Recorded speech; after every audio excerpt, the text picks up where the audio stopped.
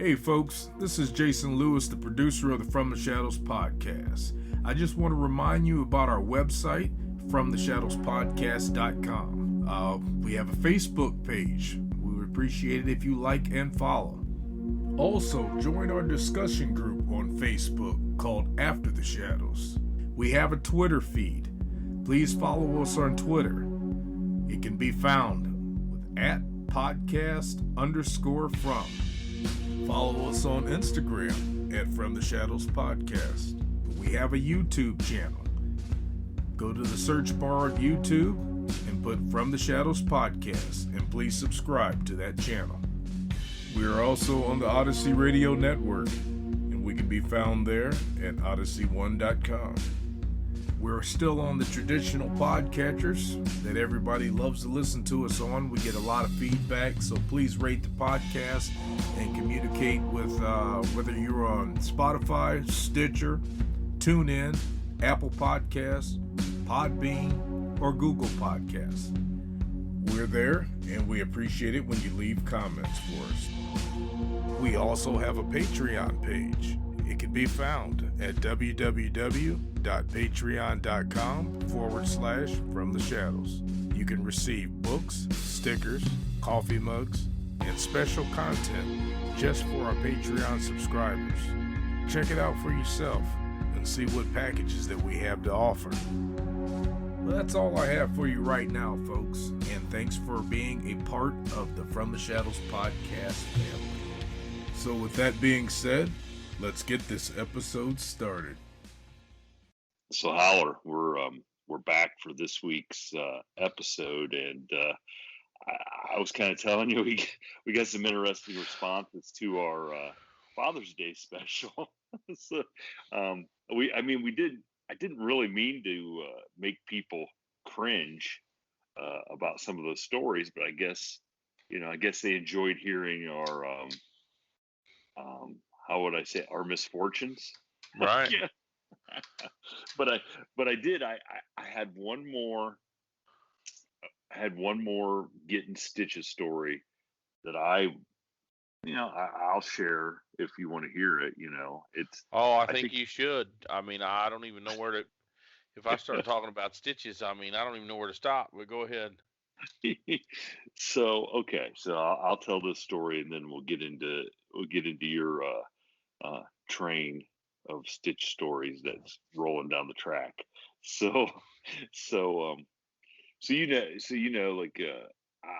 In high school, I played on some fairly successful high school basketball teams. Right. Oh yeah. State runner-up, regional final, and then my sure. Which is how you ended up with a podcast. That's right. That winning. Well, that winning sports ethic took you the rest of your life. Carried with you, stuck with you the rest of your life. Listen, I know we're kind of joking, but I think that is there's really some truth to that. Yeah, absolutely. There's a lot of truth to that. It's hard work and being a good teammate and then leadership ability. Right. So my senior year, we come, we start our basketball season, and a lot of high expectations. We had probably one of the best players in the state of Ohio played with me. He's the head baseball coach at I think USC Upstate in North Carolina, South Carolina, somewhere down there. They won 40 games this year. He's a really good college baseball coach. Anyway, so in this kind of I was thinking about this story, and thinking about it led me back to last week about my old man and him being just tough and hard, and maybe this when I think back on this story, this is what he was trying to make me. So we're in the first. Can you just name me Sue? I love it. If anybody doesn't know that's a Johnny Cash reference, come on. You got to know that, right? If you're listening to us. Everybody in our audience know it, I'm sure. So go ahead. So the first game of the Final Four that year, my senior year, I think we might have been one of the favorites to win the state championship, but first half of the game, we're playing a team out of Akron Hoban, who just to let the cat out of the bag, they beat our rear ends, and my buddy, who's the big time college baseball coach, shot 10 for 35 in the game. So he didn't do so hot, and we lost by 20. Anyway, that's not the story. The story is I kind of dove for a loose ball in the first half and hit side of my head, hits this guy's knee, and I kind of, it was one of those deals where I probably got a concussion, kind of knocked myself out a little bit, but I didn't think anything of it. That's back when you had to play through it, when you walked that concussion off. Yeah, I know what you're talking about. Yeah, you had to walk it off. You got a concussion, you walked it off. Mm-hmm. So I get back up. There's another loose ball at the other end. Throw it down. I get a layup because I'm still at the other end of the court, shaking my head. So I get back down to the other end of the court on defense, and the guy on guard starts going, "Dude, you're bleeding. You're bleeding. Look." And I'm like, I don't care, man. I don't care. He goes, "No, really, dude, you are bleeding." And so he gets the ref's attention, and the ref stops the game. And back then, blood wasn't real. I mean, I think it was just getting to the start of it was a kind of a big deal. Yeah, yeah. Like, kind of a big deal. Stop the game and wipe it up. Absolutely. I say it for a couple thousand years, injuries and blood wasn't a bad deal. But here recently, we've really weakened the world, haven't we? Mm-hmm. Yeah, used to. Yeah, and I mean, and this was like the beginning of that part where. Okay. So they take me off to the side, and Dr. Johnson, who I mentioned the episode before, was our the community doctor, but he was the team doctor. His son was our point guard, and he pulls me over and he's like, "Man," he goes, your ear is split in half. Like, what are you talking about? Well, here, when I hit the guy's knee, the top part of my ear ripped. Yeah. Okay. So probably like a half-inch, 3/4 of an inch. Like notching a hog's ear or something. Yeah. Ripped it. Okay, and it's bleeding. And so he's over there trying to get it stopped, and the Coach Shelton's like, "Man, we got to, come on, we got to get back in the game if he can go." And I said, "Hey, let's just put me back." So he wipes up the blood, mm-hmm. and I go back in the game, play the game. Like I said, we got our butts kicked. I didn't think much more about it because it didn't really hurt. So we get back in the locker room, and Dr. Johnson goes, meet me in the shower. I'm like, "Oh, yeah." Well, was that Penn State or no? It was high school. Never mind. I didn't say Dr. Sandusky. Oh, anyway, so I'm in the shower, and he comes in. He's got a wire brush. Okay, wire brush. Now, keep in mind, I have not looked at my ear. I have no idea what is happening with my ear. Well, apparently, when it ripped, there's a piece of cartilage sticking out in my ear. And he takes that wire brush and he goes, I got to clean this out because I'm going to stitch it up. And I'm like, "Well, wait, what do you mean you're going to stitch it up?" He goes, "Oh, yeah, you're not leaving the locker room here unless I stitch this up." Now, as tough as I wanted to be, you were back then. Yeah. Mm-hmm. I hated needles. I hated stitch. I got stitches like 2 other times. I did not like needles at all. Okay, because I spent a lifetime as a kid getting allergy shots, getting my blood drawn for different things. I hated needles. And I'm like, "You sure?" He goes, "Oh, trust me. You are going to want me to sew this up." Okay, now so he scrubs it with this wire brush. Right. Which, I sucked it up a little bit, and and he goes, go get dressed, and you're gonna have to get up on the table there. So we're in Ohio State because we played at St. John's Arena at that time. It was Ohio. So we're in Ohio State's locker room, It lays me down on now. Keep in mind, we just lost. We're out of the Final Four. We're not going to play for the state championship. There's guys that are pretty upset.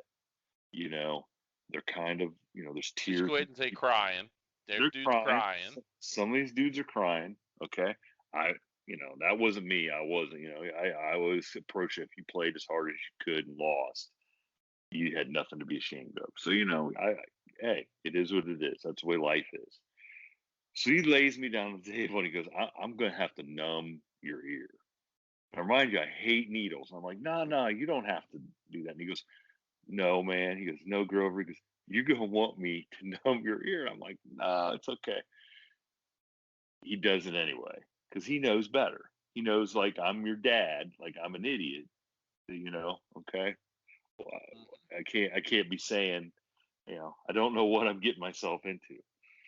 Well, thank God, because I could feel him snip off a part of the cartilage so he could sew my ear back together.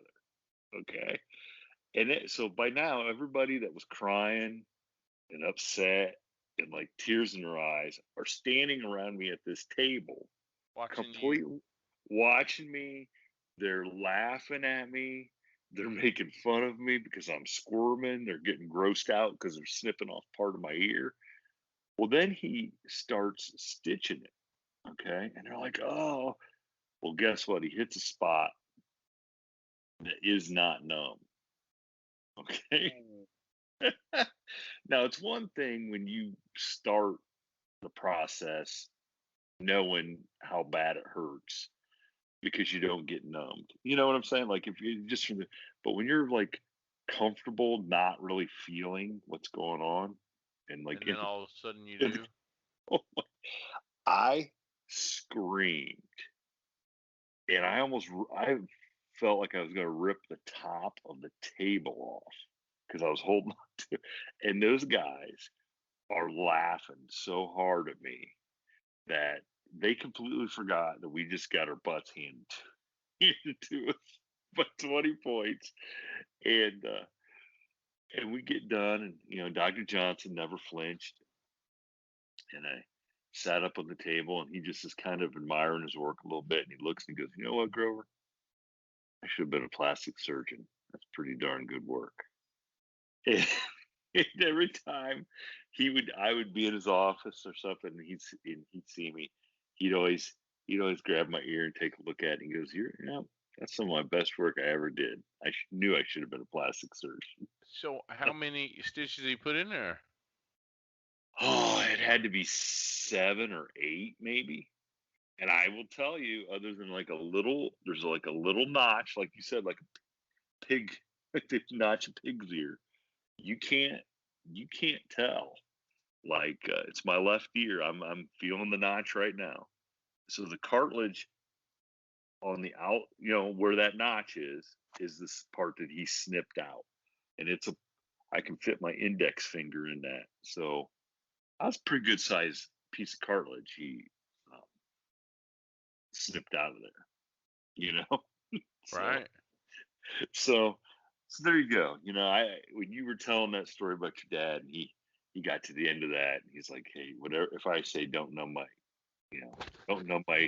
head again, don't listen to me." I knew what he was talking about because I was sat there saying, yeah, I'm okay. No, take the shot. Just take the shot because, oh, that hurt. That hurt. But there you go. It's a good story, and I got a scar to prove it. Well, I don't even know where to begin. My first stitches, we had this old loose hay barn. So I don't know if you got any, like I said, I don't know if we have any Amish or Mennonites that listen, but you know what a loose hay barn is? That's old school right there. Yeah, old school, opens on the hayloft. So it's built on the side of a hill. So the main level, let's say the main level, on the uphill side, there was 4 or 5 big stalls. I'll have to look up some pictures. Down on the lower level, so it was essentially 3 stories on the back and 2 on the uphill, right? Yeah. And in the middle, it had a breezeway in the middle, had big doors on each end, so they'd drop that hay hook. You know what I'm talking about when I say drop a hay hook down in. Oh yeah. So Oh yeah. we would build, me and Jamie, and that's my brother, and Mike and Bruce, the dudes in them, some of them stories. You know, when we were little kids, we'd build hay forts, and we'd be jacking around, and we'd have war games. That's what we called them, war games. And we had a war game, and them guys had the high ground. They were upstairs in the hayloft, and me and my cronies had the middle where the feed and stuff was, which would be the middle level across the breezeway from the stalls. And my brother somehow had gotten a short shovel up there. You know how in the barn you got them shovels with like a T handle on it, you know what I mean? And they had lifted up a board, and they dropped that shovel straight on my head. Oh. Oh gee. What is it, like a Three Stooges episode? Yep. And cranked me, and I bled. And of course, you know, it's time to get mom, and I had to go to the hospital and get my stitches. Jesus Christ. Hey, and I came home, and I took a crowbar, one of them little flat crowbars, and I went up and cranked him upside the head, and she had to go back and get stitches in his head at the same place, the same doctor, 2 hours later. Oh man! I cranked him right above his I'm right handed, so he right above his left eye with one of them flat crowbars. You guys seriously should have killed each other that day. Game on. Probably. You know what I'm saying? No, I mean, game on. Pow. A shovel to the head and a crowbar. That'd kill somebody. And that, yeah, and my mom and dad were, yeah, those kids again. You know, I remember one of the ones my mom likes to tell us is Jamie had gotten sick with something, and I don't remember what. And we had taken him to the doctor, and he'd got a prescription, and my mom had left us in the car and ran in and got her paycheck or something. She worked at a Safeway, but she left me and him unattended in the car. Oh boy! And she comes out, and I say, "Mom," I'm crying and just throwing a fit, and Mom goes, "Sweetie, what's going on?" I don't think she called me sweetie because she never did, but she said, "What's going on?" or "What are you bawling for?" or "Shut up, or I'll give you a reason to cry," or something. And I said, "Jamie," that's my brother again. "Jamie won't give me none of the pills."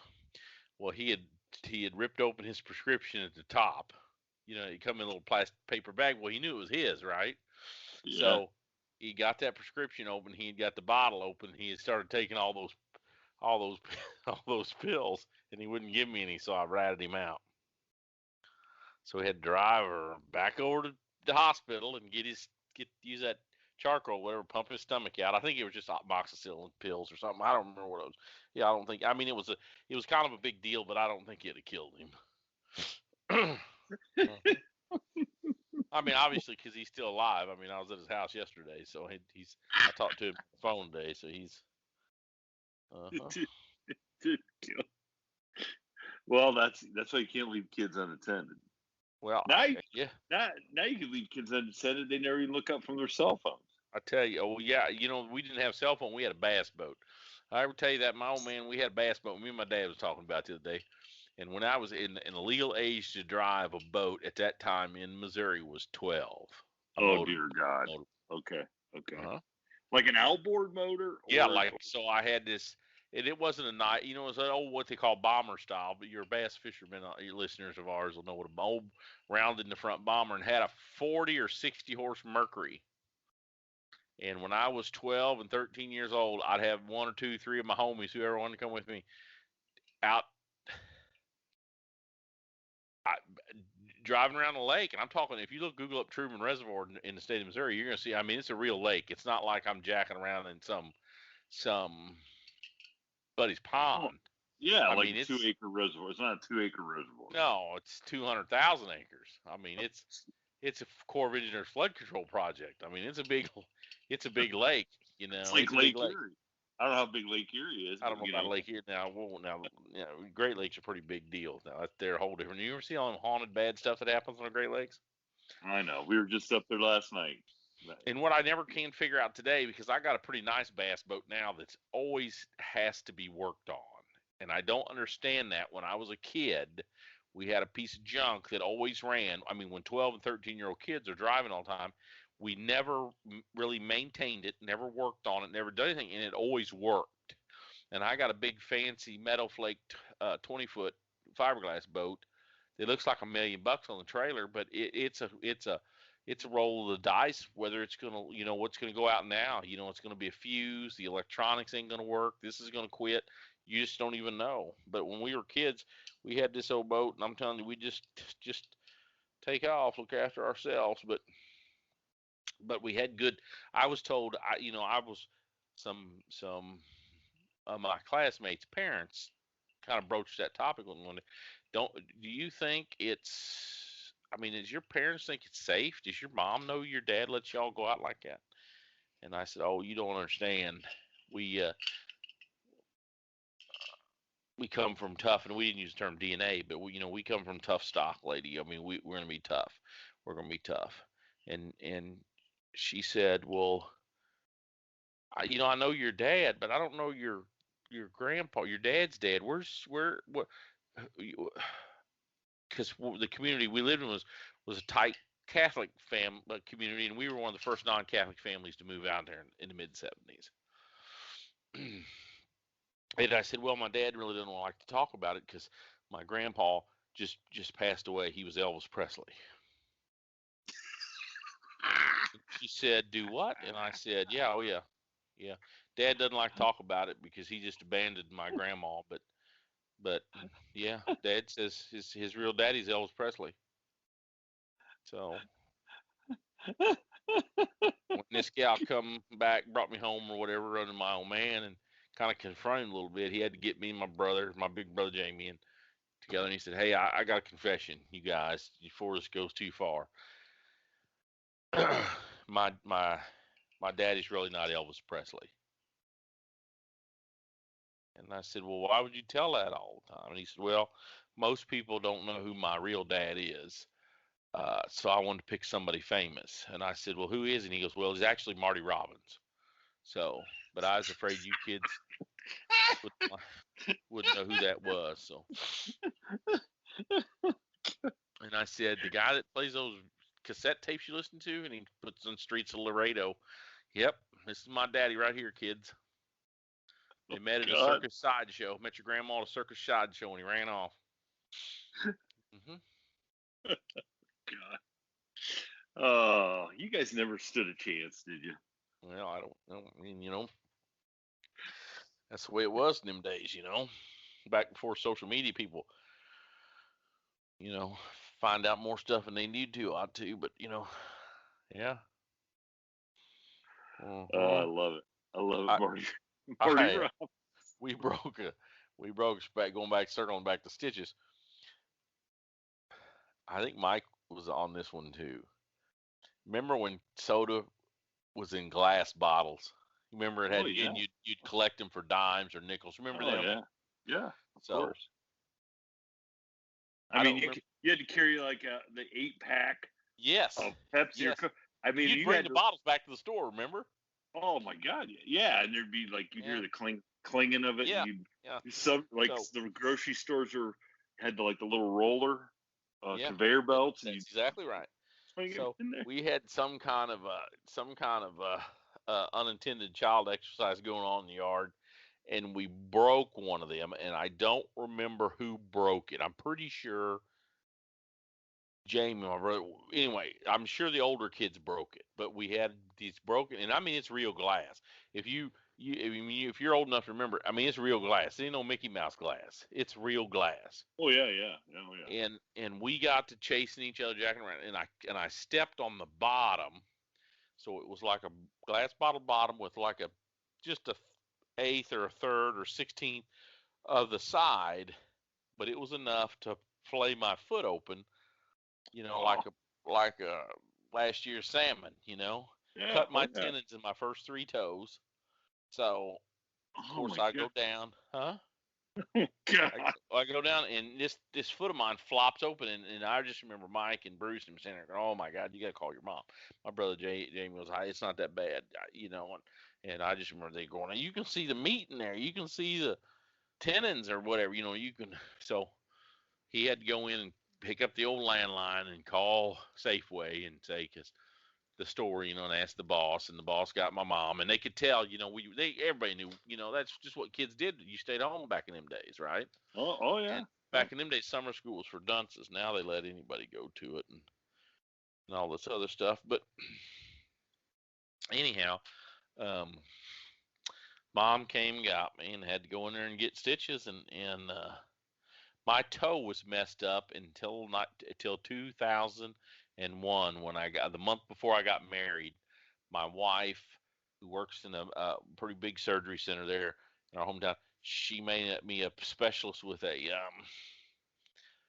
I don't know if he's a podiatrist or just an orthopedic surgeon, and she got my toe straightened out. So I had a crooked toe from the time I was 12 or 13 till the time I got married when I was 31, I think, 30 or 31. So I had a crooked toe for that long because they didn't care. Oh right? my God. You said deal with it. Uh-huh. Oh my God. Yeah. Yeah. Well, so since this is our last show before the 4th of July, and the episode that's going to come out on the week after this is going to be a best of the Howler. Right. Should we give we got a good 4th of July story? Send everybody off into the holiday. You want the fire department or no fire department? I think you got to go fire department, right? I don't know. 4th of July, in a lot of ways, has kind of been a letdown. Well, let me not. As a kid, we had copious amounts of fireworks, and then as I grew up, when I got to be a cop, I would hear all these crazy stories about how 4th of July, you got to watch it because they're going to, the sheriff's department I worked at on 4th of July, every single person had to work. Yeah, because that's when all the crazy stuff happens, right? Or right. At least that's what I'm saying. And I remember sitting in that squad room, and I was like, "What? Oh, they're going to burn barns down. They're going to burn cars down. They're going to like Halloween. It's like Halloween. Yeah, it's just like Halloween. It's going to be on, and nothing ever came to fruition. It's just the usual. Did I tell you about? I think I told the story about the guy kicking the wind out of my cop car, didn't I? Nah, I don't remember that story. Oh, come on! You're telling me I've never told that story? I don't remember the story about a dude kicking the window out of my cop car. Not kicking the window clear out. No, I don't remember that. Okay, well, if I've told it again, I'm sorry, but I was working down here at the lake. What? I'm sure everybody will forgive us. I was working down here at the lake in 4th of July, and this, for some reason, I think this was the 3rd or the 5th. I don't think it was the actual holiday. I think it was the day before or the day after. But needless to say, I was assigned down here at Lake the Ozarks as a state trooper, and there's a new bridge. Now it's there. People know it, but at that time, the toll bridge, now going to Port of Sema. So if you Google up Port of Sema, you'll see there's a public housing and stuff over there. But there was a new toll bridge over there, and I used to drive. There's a bypass to get around the old business loop, you know what I mean? That goes over the dam and where all the old stuff was when you're a kid.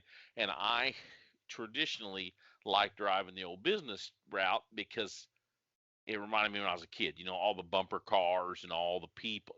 And most of the real troopers didn't want to do that because if you get caught in traffic, you can't get through. You know what I mean? Because it's bumper to bumper for a couple of miles through all these attractions. It's single lane with a turn lane in the middle. So there's a little room, but not much.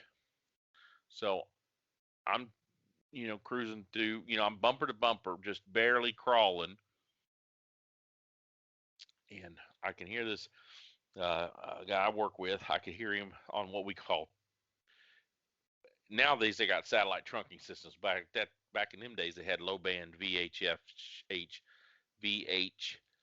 band radios. I don't really know what it was, but we had what's called low band and high band radios. So low band had great big antennas on the side of your car. If people were old enough to remember them big antennas Oh on the yeah. cop cars.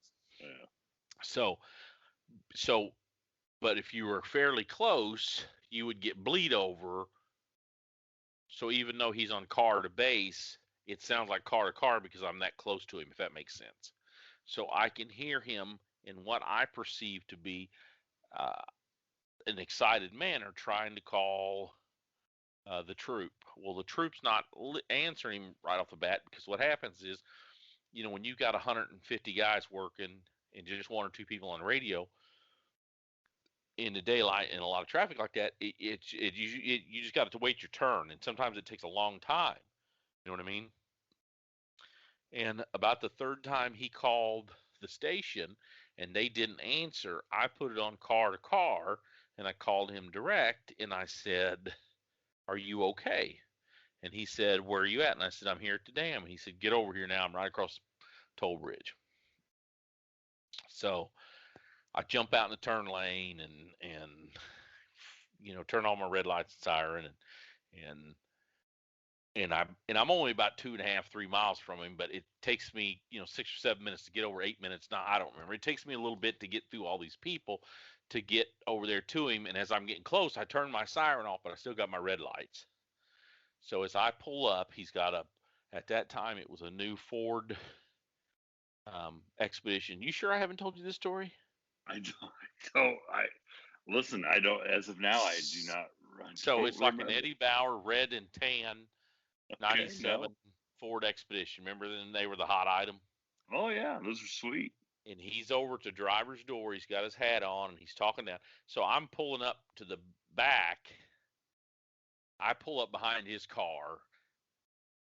He's on the shoulder, and I put I'm more exaggerated on the shoulder. I got two wheels way out in the grass and two wheels on the shoulder. And I sneak up to the passenger side of this vehicle. There's two teenage guys in the front seats. It's got bucket seats. The driver's a teenager. The passenger's a teenage male. In the back, the left behind the driver is a teenage girl. In the middle is a teenage girl. And on the right side, passenger side, second seat, is a 50-year-old. It happens to be the owner of this expedition and the driver's father. Okay. Yeah. And this trooper is trying to explain this ticket to this driver.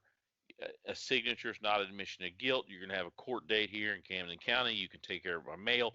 I mean, people have heard to take, the whole spiel, right? Oh yeah. Yep. And you know what's crazy about this?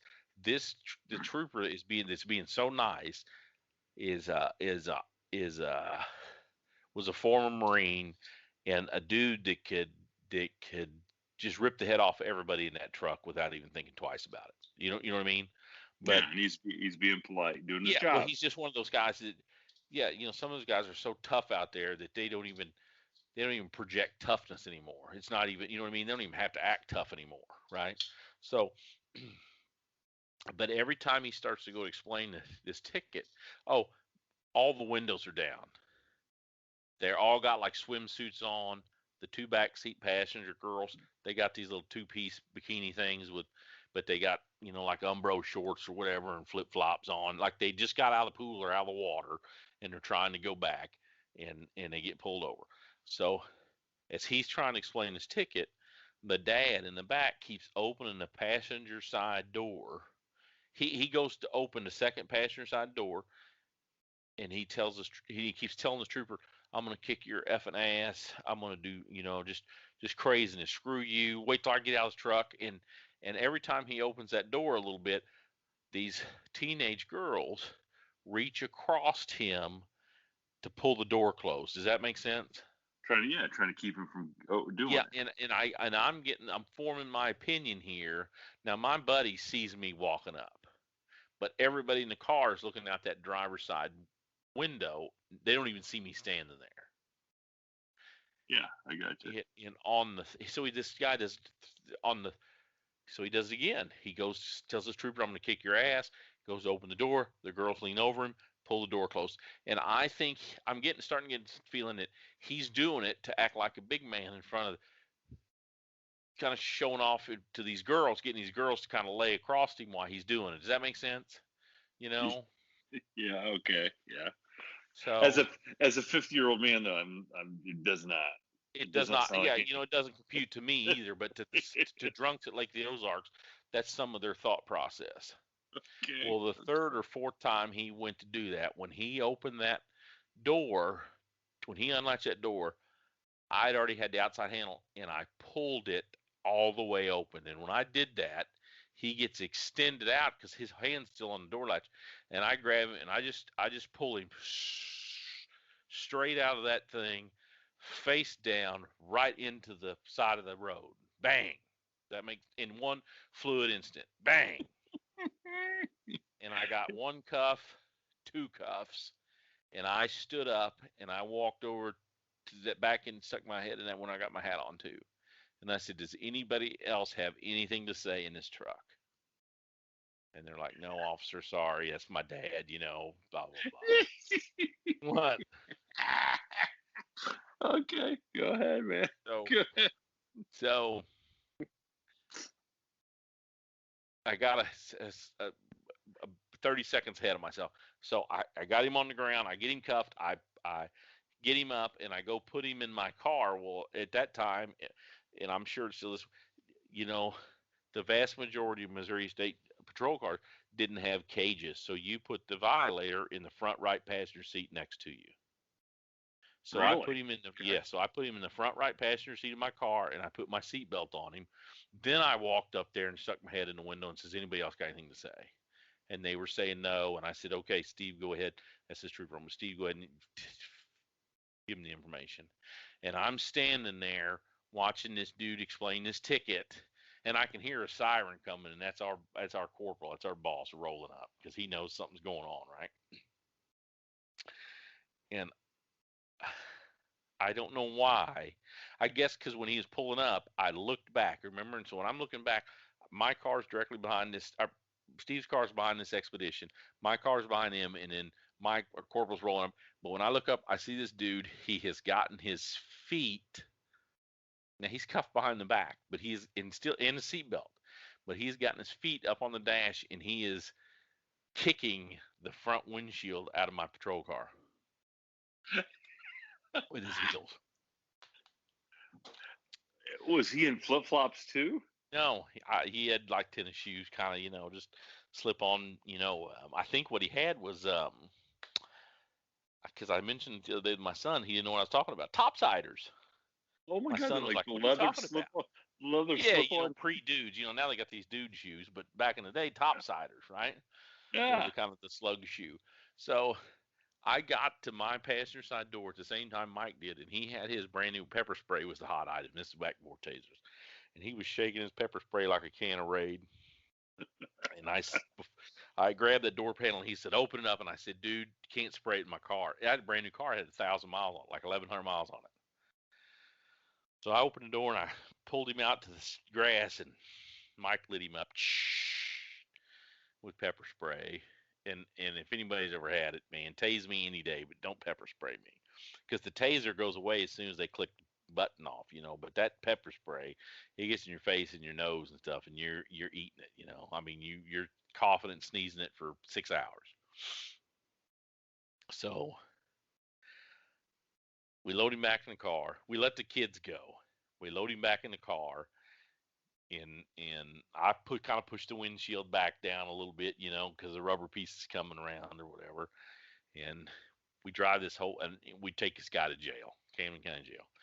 And it's a holiday weekend, and I don't remember what all charges I tried to charge him with, but when Monday rolled around, they let him go because the prosecutor, I think they let him go the next day. The prosecutor didn't come in and charge him, didn't file it. In Missouri at that time, you had 20 hours to hold him, and then a prosecutor has to actually fill out the warrant. A judge has to sign it. There's a whole legal process. And on a holiday weekend, if you didn't kill somebody, they just don't want, they don't hang out a lot of times and read reports. Does that make sense? So they didn't charge him, they let him go. So I'm in there typing. I call the troop, and what we call the garage. I call the garage and said, "Hey, I got my window busted this weekend. I need to make an appointment." And they said, "Well, the glass guy's coming on Thursday. I think it was Wednesday or Thursday. Maybe it was Wednesday. Wednesday. Just bring it up here then. Wednesday at 1 o'clock." And I said, "Okay." So I go home. I come in. Maybe it was Tuesday the next day, but I was at the office when not my sergeant, but one of the other sergeants was there, and he walked in. He goes, "What in the f happened to your window?" And I said, "This dude kicked it out on, 3 or 4 days ago." "What the hell do you mean he kicked it out?" And I told him the story kind of like I just told you, and he goes, "Did you call the garage?" And I said, "Yeah, they told me to come in Wednesday."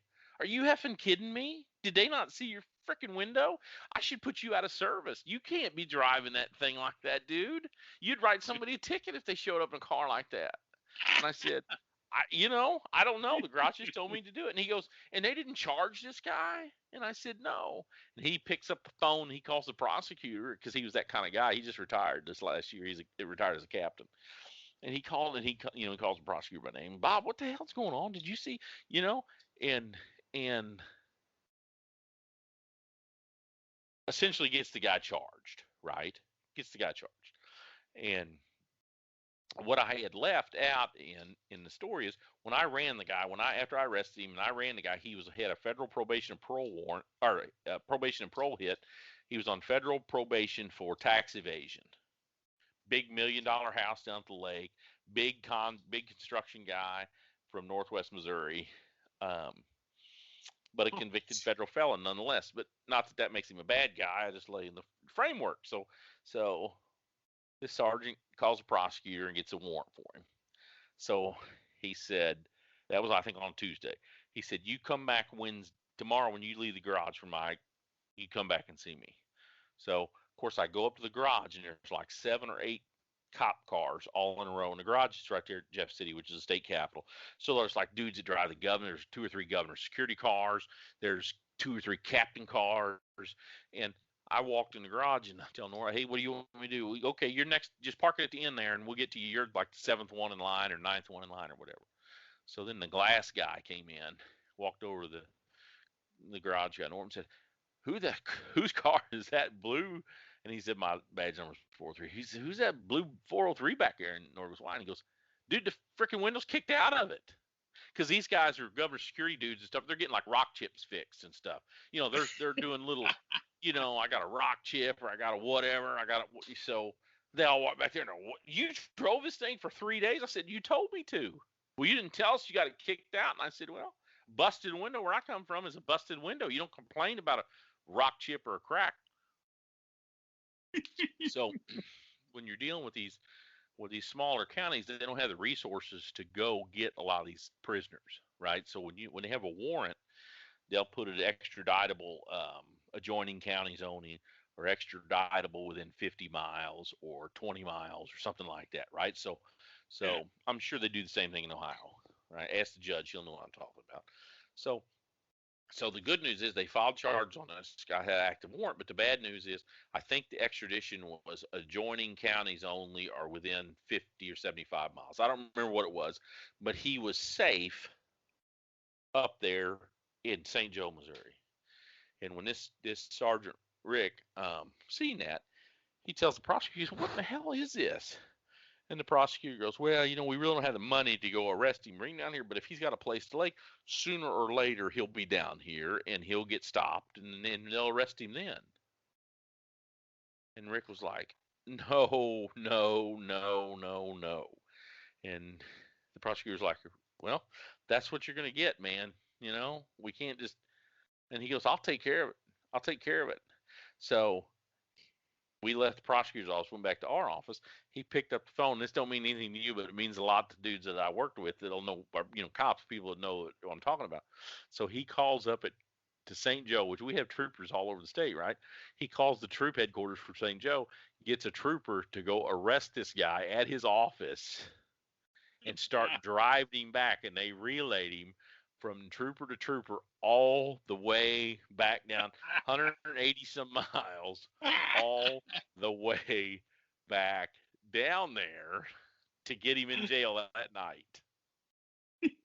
The whole time, probably saying you can't arrest me because I don't know what he was saying, but it segues into another quick story, extradition story that I don't know if I've told or not. If you want to hear it. Listen, let's send everybody to the 4th of July.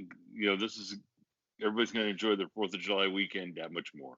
Yeah, so I was trying to get permission to go turkey hunting on a friend of mine's dad's land. My friend of mine I went to high school with, his dad had several farms, and when I moved back, because when you get on a place like the state at that time, especially, they made you move away from your hometown, and it took a long time to come back, just because that's the way it was. You know what I mean? They figured you couldn't police your hometown or whatever correctly or whatever. So when I moved back, I run into this buddy of mine, and his dad had several pieces of property and this, that, and the other. And I said, hey, is anybody hunting your dad's place? No.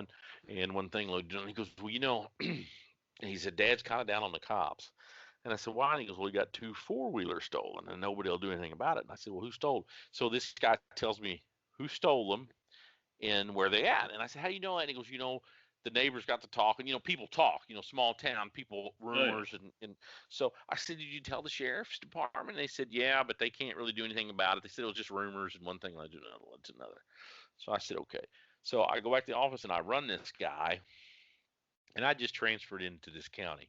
So one couple of troopers knew me, but several of them didn't. You know what I mean? I'm an unknown commodity to them. So, and I enlist one of them's help one day. So the dude that they said stole these 4-wheelers, I run him, and he has a warrant, extraditable, adjoining counties only, and it was down here in Miller County where I live now. And there's 2 counties between where he's extraditable to and where I'm at, Mm-hmm. Yeah. So I tell my partner, I said, hey, this is what we're going to do. We're going to go arrest this guy. We're going to take him down to Miller County, and then we're going to question him on stealing these 4-wheelers up in Callaway. And the first words out of my partner's mouth is, dude, it's extraditable adjoining counties only. I said, I know how to do this. I've been taught how to do this. And he goes, what? And I said, we'll just drive them down. And he goes, we're not assigned to that zone. Those zones, we're going to have to. I said, dude, it'll work. And he said, I don't know, man. We're going to get in trouble. I said, here, watch. So I walked down the hall to the captain, knocked on the door. And, of course, the captain says, come on in. He said, what's going on? And I just laid him out and I said, hey, this guy's got a warrant. I think he stole these 2 4-wheelers. I want to talk to him. The warrant's extraditable adjoining county only. Can I drive him, from Callaway County to Miller County? And, of course, I knew the captain very well. And that's what this other trooper that was hesitant didn't realize, that I knew the captain so well. And the captain used to say, look at that patch on your shirt. It says state. It doesn't say zone 5 or zone 4 or zone 3 or whatever, So we drive over to this dude's place, an old junky trailer on the side of a hill. And he kind of looks like the dude that played in Breaking Bad. Who's the main character in Breaking Bad? You know who I'm talking about? Oh, hey, comes and you know what's funny is he's pretty cocky. He's got about a 71 or 72 Yuma Gold Monte Carlo, if you remember what those would look like. The first couple of years of Monte Carlo where they were kind of big bodied, long in the front but rounded, and that color is called 72. So he had this with rally rims and I don't think it was dice, but he had something hanging from the rear view, and he lived in a trailer over there that belonged to his dead grandma or some shit. And so I knocked on the door, and and he comes to the door, and I said, you Joey or whatever, and he said, yeah. And I said, hey, I need to talk to you. And he said, about what? And I said, you got a warrant in Miller County for this, this, and this. And he goes, yeah, so they can't arrest me. And I said, you know about it? And he goes, oh, yeah, I've been pulled over half a dozen times and stuff, and they're not going to come and get me. What do they say? It's extraditable only if I go down there, and I don't ever go down there no more. And I said, are you telling me that the deputies and people? He goes, oh, yeah, Holton PD stopped me a couple times, and I've been stopped a couple times with deputies, and yeah, they're not going to come and get me at all. And I said, well, that's a problem. And he said, "What's the problem?" And I said, "Put your hands behind your back. You're under arrest." And he goes, "Dude, I'm telling you, you can't arrest me. They won't come and get me." And I said, "Dude, look at my patch on that arm. See that? What's that say? Missouri State Highway Patrol." He goes, "You're effing kidding me." And I said, "Nope." So cuffed him up and took him for the long ride. This is the funny part. I was in such a good mood just because that's some kind of way I was at that time. We're driving, and he goes, "I'm gonna have to sit there." And I said, "What do you mean?" He goes, "I ain't got no money." He's crying me this river, right? And Yeah. it's about an hour drive from where it's an hour. It's at least an hour drive from where I get him to where we're going. I drove through Burger King and I bought him the kids' cheeseburger meal so he had something to eat because he said they ain't gonna feed me. By the time we get there, dinners. So some of these guys have been in institutions several times. They know how the feeding schedules are and different. Anyway, I felt so good about tricking him like that, driving him down there, that I actually drove him through Burger King and spent $465 at that time or whatever, because my partner was like, "I can't believe you're spending money on this guy." And I said, "No." Hey, and he told me where the stolen four-wheelers were. There you go. And it cost you as a $5. That's all it cost me is number one, hey, kids meal.